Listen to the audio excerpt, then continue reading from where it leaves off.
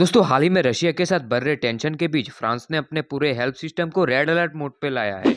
Hospital को कहा गया कि आप एक्स्ट्रा बेड्स रेडी करो, मेडिसिन स्टोर करो और डॉक्टर नर्सेस को इमरजेंसी ड्रिल्स करवाओ। यूरोप में सिचुएशन अब काफी गर्म है। नेटो और रशिया के बीच स्ट्रेस कंटिन्यू बढ़ रहा है और फ्रांस जो नेटो का स्ट्रॉन्ग मेंबर है और एक ऑफिशियल मेंबर है, अब ओपनली प्रिपेयर कर रहा है किसी भी वॉर सिनेरियो के लिए। तो ऊपर से एक्सपर्ट कह रहे कि अगर वॉर शुरू होता है तो सबसे चैलेंजिंग होगी सिविलियन और सोल्जर की कैजुअलिटीज को हैंडल करना। इसीलिए फ्रांस चाहता है कि उनका हेल्थ सिस्टम कोलैप्स ना करे। ये एक स्ट्रेटेजी है जो उनके मिलिट्री प्लानिंग के पैरेलल चल रही है। लेकिन सवाल यह है कि क्या ये सिर्फ एक प्रिकॉशन है या सच में बड़ी लड़ाई की तैयारी?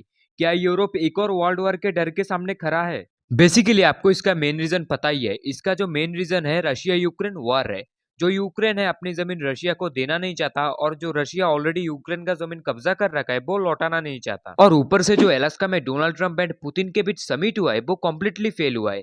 तो इसीलिए जो नेटो कंट्रीज है वो यूक्रेन को बैक कर रहा है और खुद भी वॉर के लिए प्रिपेयर हो रहा है। देखिए अगर आप इस वॉर को भारत के महत्व से देखोगे तो ये वॉर जितना जल्दी हो सके उतना जल्दी रुक जाना चाहिए।